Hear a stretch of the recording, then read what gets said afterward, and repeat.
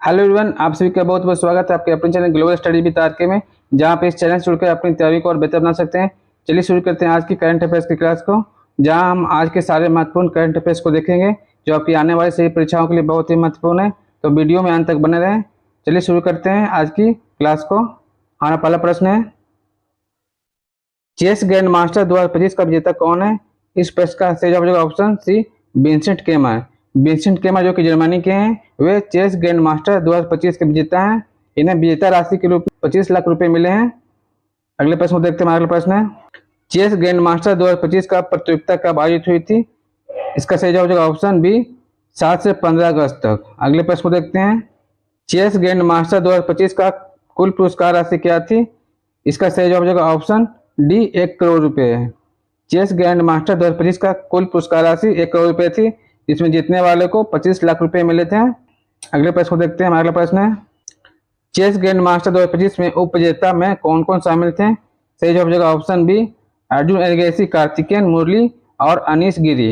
ये तीनों जो थे वे चेस ग्रैंड मास्टर 2025 में उपविजेता यानी कि रनर अप में शामिल थे।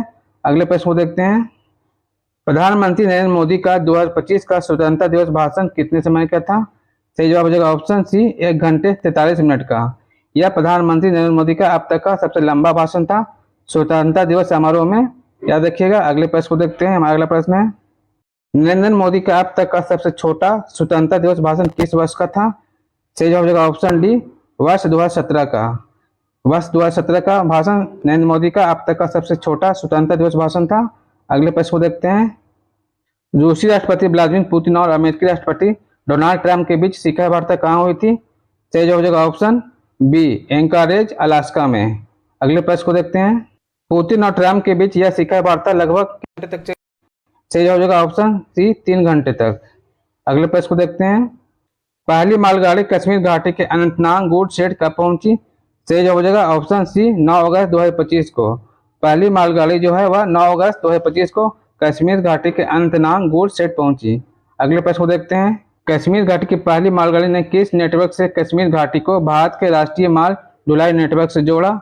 सही जवाब होगा option B, Udhampur Srinagar Baramulla rail link. अगले प्रश्न को देखते हैं। हमारा अगला प्रश्न है, कश्मीर घाटी में पहली मालगाड़ी ने कितने घंटे से कम समय में लगभग 600 किलोमीटर की दूरी तय की? सही जवाब हो जाएगा ऑप्शन सी, 18 घंटे। 18 घंटे से कम समय में लगभग 600 किलोमीटर की दूरी तय की थी कश्मीर की पहली मालगाड़ी ने। यह पंजाब के रूपपुर से चली थी, जो कि अनंतनाग के गुड शेड पहुंची थी। अगले प्रश्न को देखते हैं। हमारा अगला प्रश्न है, कश्मीर घाटी की पहली मालगाड़ी का इस्तेमाल कश्मीर में मुख्य रूप से किस सामान को ढोने के लिए किया गया? सही जवाब हो जाएगा ऑप्शन सी, सीमेंट को। सीमेंट को ढोने के लिए कश्मीर की घाटी की पहली मालगाड़ी का इस्तेमाल किया गया, जबकि भारत की पहली मालगाड़ी जो है वह 22 दिसंबर 1851 को रुड़की से पिरान कलियर के बीच चली थी, जो कि मिट्टी और निर्माण सामग्री ढोया गया था उससे पहली बार। अगले प्रश्न को देखते हैं। हमारा अगला प्रश्न है, उधमपुर श्रीनगर बारामूला रेल लिंक परियोजना का मुख्य लाभ क्या है? सही जवाब हो जाएगा ऑप्शन बी, परिवहन लागत में कमी और साल भर कनेक्टिविटी सुनिश्चित करना। अगले प्रश्न को देखते हैं, भारतीय रेलवे द्वारा चलाई गई एशिया की सबसे बड़ी मालगाड़ी का क्या नाम है? सही जवाब हो जाएगा ऑप्शन सी, रुद्रास्त्र। भारतीय रेलवे द्वारा चलाई गई एशिया की सबसे बड़ी मालगाड़ी का नाम रुद्रास्त्र है। अगले प्रश्न को देखते हैं। हमारा अगला प्रश्न है, रुद्रास्त्र मालगाड़ी की लंबाई कितनी है? सही जवाब हो जाएगा ऑप्शन सी, 4.5 किलोमीटर, यानी 4.5 किलोमीटर है लंबाई रुद्रास्त्र की। अगले प्रश्न को देखते हैं, रुद्रास्त्र मालगाड़ी ने 209 किलोमीटर की दूरी कितने समय में तय की? सही जवाब होगा ऑप्शन बी, 5 घंटे 10 मिनट में। अगले प्रश्न को देखते हैं, रुद्रास्त्र मालगाड़ी कहां से कहां तक चलाई गई थी? सही जवाब हो जाएगा ऑप्शन सी, पंडित दीनदयाल उपाध्याय मंडल से धनवान मंडल तक। अगले प्रश्न को देखते हैं, रुद्रास्त्र मालगाड़ी का मुख्य उद्देश्य क्या है? सही जवाब हो जाएगा ऑप्शन बी, माल लदान और परिवहन में तेजी लाना।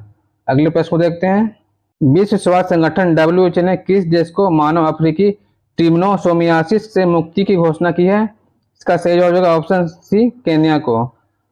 केन्या जो कि एक अफ्रीकी देश है, इसे विश्व स्वास्थ्य संगठन ने ट्रिप्नोसोमियासिस से मुक्ति की घोषणा की है। अगले प्रश्न को देखते हैं। हमारा अगला प्रश्न है, मानव अफ्रीकी ट्रिप्नोसोमियासिस को आमतौर पर किस नाम से जाना जाता है? सही जवाब हो जाएगा ऑप्शन बी, निद्रा रोग यानी कि स्लीपिंग सिकनेस के नाम से। अगले प्रश्न को देखते हैं, केन्या मानव अफ्रीकी ट्रिप्नोसोमियासिस का उन्मूलन करने वाला दुनिया का कौन सा देश बन गया है? सही जवाब हो जाएगा ऑप्शन डी 10वां। केन्या मानव अफ्रीकी टिम्नोमाइसिस का उन्मूलन करने वाला 10वां देश बन गया है। अगले प्रश्न को देखते हैं। मानव अफ्रीकी टिम्नोसोमियासिस किस परजीवी के संक्रमण से होता है? सही जवाब हो जाएगा ऑप्शन सी ट्रिप्नोसोमा बुर्सी। अगले प्रश्न को देखते हैं। हमारा अगला प्रश्न है, ट्रिप्नोसोमियासिस बीमारी मुख्य रूप से किस मक्खी के काटने से फैलती है? इसका सही जवाब हो जाएगा ऑप्शन सी तेरसे मक्खी, यानी कि तेरसे मक्खी जो है इसके काटने से ट्रिप्नोसोमियासिस बीमारी फैलती है, जो कि एक सोने की बीमारी है। अगले प्रश्न को देखते हैं। हमारा अगला प्रश्न है, भारत द्वारा आयोजित पहले विश्व एथलेटिक्स कांस्य स्तर महाद्वीपीय टूर एथलेटिक्स मीट का दूसरा नाम क्या है? सही जवाब हो जाएगा option C Indian Open. Indian Open नाम है भारत द्वारा आयोजित पहले विश्व एथलेटिक्स कांस्य स्तर प्रतियोगिता की। ठीक है, अगले प्रश्न को देखते हैं। हमारा अगला प्रश्न है, पहले विश्व एथलेटिक्स कांस्य स्तर प्रतियोगिता में पुरुषों की लंबी कूद का स्वर्ण पदक किसने जीता है? सही जवाब हो जाएगा ऑप्शन बी मुरली श्रीशंकर ने। मुरली श्रीशंकर ने 8.13 मीटर की ऊंची कूद के साथ स्वर्ण पदक जीता है लंबी कूद में। ठीक है, अगले प्रश्न को देखते हैं। हमारा अगला प्रश्न है, महिलाओं की भाला फेंक में किसने स्वर्ण पदक जीता है? सही जवाब हो जाएगा ऑप्शन सी अन्नू रानी ने। अगले प्रश्न को देखते हैं, पुरुषों की भाला फेंक में भारत के किस खिलाड़ी ने रजत पदक जीता है? सही जवाब हो जाएगा ऑप्शन बी शिवम लोहाकरे ने। शिवम लोहाकरे ने रजत पदक जीता है। अगले प्रश्न को देखते हैं, केंद्र सरकार ने तकनीकी शिक्षा में गुणवत्ता बढ़ाने के लिए किस योजना को मंजूरी दी है? सही जवाब हो जाएगा ऑप्शन बी मेरिट योजना को। मेरिट योजना को मंजूरी दी है केंद्र सरकार ने शिक्षा में गुणवत्ता बढ़ाने के लिए। अगले प्रश्न को देखते हैं। हमारा अगला प्रश्न है, मेरिट योजना का पूरा नाम क्या है? सही जवाब हो जाएगा option B multi disciplinary education and research improvement in technical education. अगले प्रश्न को देखते हैं। हमारा अगला प्रश्न है, मेरिट योजना देश भर के कितने तकनीकी संस्थानों में लागू होगी? सही जवाब हो जाएगा ऑप्शन डी 275 तकनीकी संस्थानों में। मेरिट योजना 275 तकनीकी संस्थानों में लागू होगी। अगले प्रश्न को देखते हैं, मेरिट योजना की कुल लागत कितनी है? सही जवाब हो जाएगा ऑप्शन डी 4200 करोड़ रुपये। मेरिट योजना की कुल लागत 4200 करोड़ रुपये है। अगले प्रश्न को देखते हैं, मेरिट योजना की अवधि क्या है?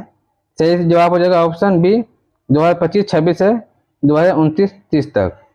अगले प्रश्न को देखते हैं, स्वदेशी स्टील उत्पोत उदयगिरी और हिमगिरी को भारतीय नौसेना के बेड़े में कब शामिल किया जाएगा? सही जवाब हो जाएगा ऑप्शन सी 26 अगस्त को। 26 अगस्त 2025 को स्वदेशी स्टील युद्धपोत उदयगिरी और हिमगिरी को भारतीय नौसेना के बेड़े में शामिल किया जाएगा। अगले प्रश्न को देखते हैं, उदयगिरी और हिमगिरी युद्धपोतों को भारत सरकार के किस प्रोजेक्ट के तहत विकसित किया गया है?